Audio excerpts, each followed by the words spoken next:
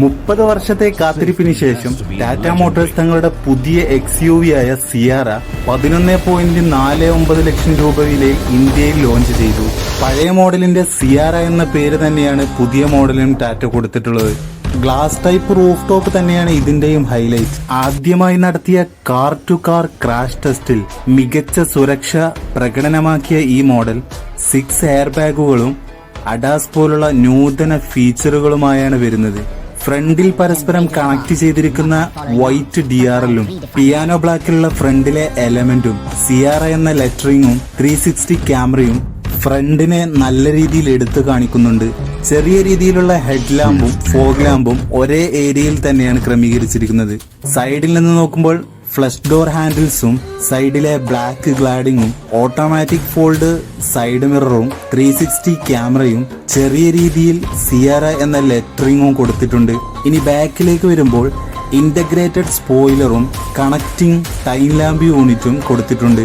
Interior സൈഡിൽ നിന്ന് നോക്കുകയാണെങ്കിൽ ടാറ്റയുടെ പുതിയ വണ്ടികളിൽ വരുന്ന സ്റ്റിയറിംഗ് തന്നെയാണ് കൊടുത്തിട്ടുള്ളത്.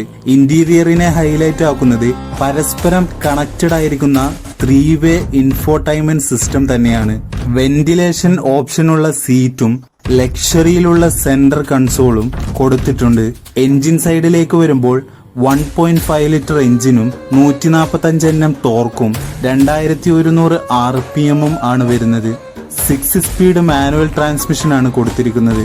4340 mm നീളവും 1841 mm വീതിയും 1815 mm ഹൈറ്റും 2730 വീൽ ബേസും 205 mm ഗ്രൗണ്ട് ക്ലിയറൻസുമാണ് വരുന്നത്. 19 ഇഞ്ച് വീലുകളാണ് കൊടുത്തിരിക്കുന്നത്. 4 വീൽ ഡിസ്ക് ബ്രേക്കും അഡ്വാൻസ്ഡ് സസ്പെൻഷനും ആണ് കൊടുത്തിരിക്കുന്നത്. 50 ലിറ്റർ ഫ്യൂവൽ ടാങ്ക് കപ്പാസിറ്റിയും കൊടുത്തിട്ടുണ്ട്.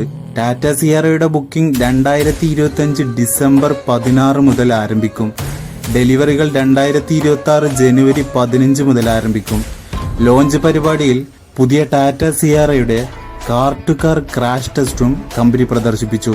ഇതിൽ 2 ചലിക്കുന്ന സിയാറ XUVകൾ പരസ്പരം കൂട്ടിയിടിക്കുന്നത് കാണാം. ഈ രീതി യഥാർത്ഥ റോഡ് അപകടങ്ങൾക്ക് സമാനമാണെന്നും മുൻ പരീക്ഷണങ്ങളെക്കാൾ യാഥാർത്ഥ്യമാണെന്നും കമ്പനി പറയുന്നു.